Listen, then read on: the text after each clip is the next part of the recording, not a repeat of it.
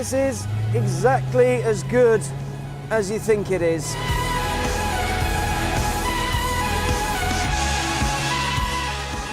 This, in case you hadn't guessed, is the brand new Jaguar F-Type, one of the most exciting cars Jaguar has released for years.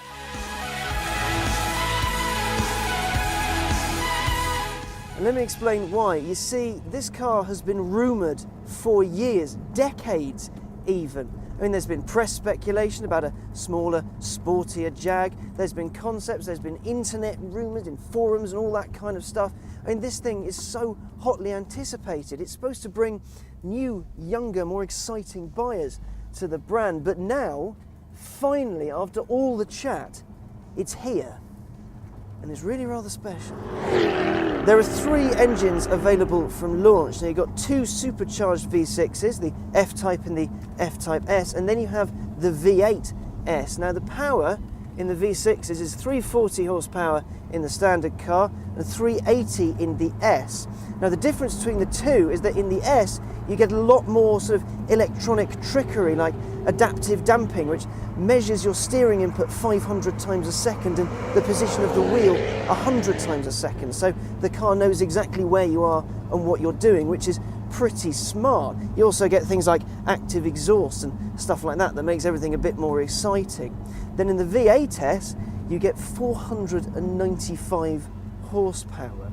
Now, to put that into sort of numbers you can picture, the base V6 will do 0 to 60 miles an hour in 5.3 seconds, and it'll do just over 160 miles an hour. The V8S, the one we're in right now, that'll do 0 to 60 in 4.3 seconds, and it'll do 186 miles an hour. And it sounds like thunder, and is a bit addictive.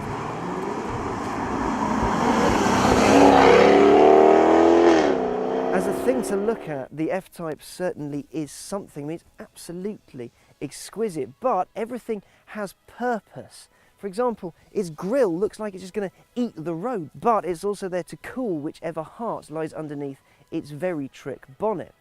The F-Type's construction is all aluminium, so the bonnet, even though it looks very pretty, actually a lot more work went into it. You see, aluminium doesn't bend like that, it just doesn't work. So Jaguar's engineers had to come up with a new alloy that they could then press 3 times to get the crease lines that the designers wanted to have. As a result, it only weighs 15 kilos, which in bonnet terms really isn't much. To keep everything nice and slippery, the designers put in some nice little barreling details. For example, the door handles go into the car and they open when you unlock it or press on a pressure pad. That's really cool, but it keeps the silhouette and the line really nice and smooth.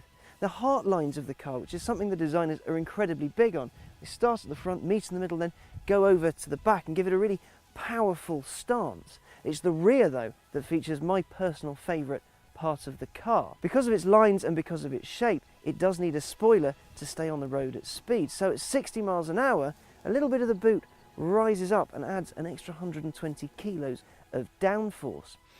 As its name suggests, it has a very big pair of shoes to fill, the legendary E-types. But how does the car's creator feel about that? Something that we've always wanted to do in the last 10 years, literally wanting to get to the F-Type, or the two-seater sports car. And actually when we started this, we didn't even know it was going to be called the F-Type. That came at the very end, but it was really the spiritual successor in many ways to the last two-seater, which is the E-Type.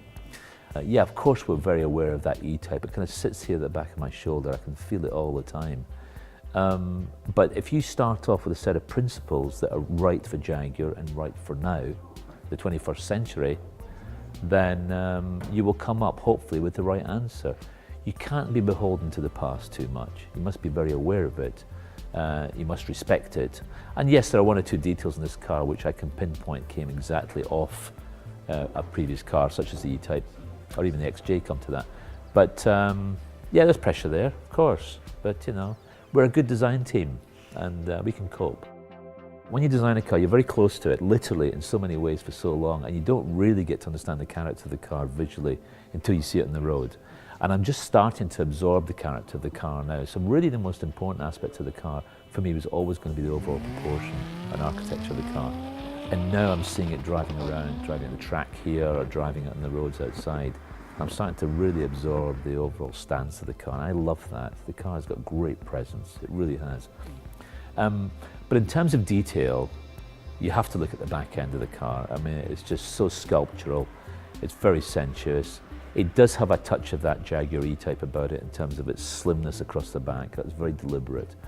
But it is also very important for us to create something which was for now. Yeah, there is an influence here and there, but the end result has to be for now. So the rear three-quarter for me was really the most exciting part of the car.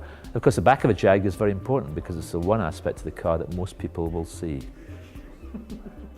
The F-Type comes from a long, dormant line of small, fast cats. Jaguar's bread and butter was good-looking sports cars. 1948's XK120, for example, was the fastest car on the road at the time. Its successors, XKs 140 and 150, built on its success. In 1951, the C-Type took to the track. The competition-type racer was based on the XK120 and took pretty much everything the racing world had to throw at it. When 1954 rolled around, the D-Type took over racing duties. Now, it did share some components with the C, but it was built on a vastly different monocoque chassis and had some pretty kick-ass advanced aerodynamics, hence the giant wing. Now, because of that, it beasted pretty much everything on the racetrack. It even won Le Mans 3 times on the trot. Now, in 1957, Jaguar's racing department was briefed with creating a road-going successor to the XK150 based on the lessons they'd learned developing that D-Type. In 1961, the E-Type was launched at the Geneva Motor Show to critical acclaim, and the rest, as the cliche goes, is history. But this leads us on to an interesting point. You see, the E-Type regularly tops polls of best-looking cars, and Enzo Ferrari himself once described it as the most beautiful car ever made. So, is the F-Type already a stunning car to look at, a worthy successor? It's not just got to be very good, it's got to be better than that. It's got to be perfect. Jaguar knew that in order to make the F-Type as special as it needed to be, they had to hit the nail firmly on the head. They had to get this right first time. No waiting for a refresh, no sort of waiting to see what happens. This had to be brilliant straight out of the box. And thankfully, it is nothing short of that. It is absolutely incredible. The aluminium construction in this thing, because it's so light, and they really want to make you feel sort of low down and ensconced within the car. So it's got a really low centre of gravity and it's nice and light, which helps that steering, helps the balance, helps the cornering. It just helps the entire car feel lithe and nimble. They've given it a near 50-50 weight distribution. Now, in order to do that, it is incredibly tricky, especially in a package like this. They've had to get a little bit clever. For example, the washer bottle for the fluid isn't under the bonnet where it usually is. It's in the rear, just so you can get the perfect balance to make this a perfectly balanced car. Mike Cross, Jaguar's handling guy, even though that's massively underselling him, he's gone on the record as saying that he's particularly proud of the steering, and you know what? He has every right to be. This whole car is so fluid and so beautifully balanced and wonderful to drive. The whole experience, the open top nature of it, the fact the interior is canted all towards the driver. It's very driver focused, but it's beautifully designed, and everything about it, it just makes you feel brilliant. You know you're in a special car. Well, out of the 3 versions, the 2 V6s are designed more for handling, even though they have 340 and 380 horsepower respectively. The V6 and the V6S are designed for sort of more twisty handling stuff and is set up as so. That's absolutely brilliant. I took a V6S on track and it felt incredible. I had such good fun in it. I really did love it. I then got in the V8 and I need this noise in my life.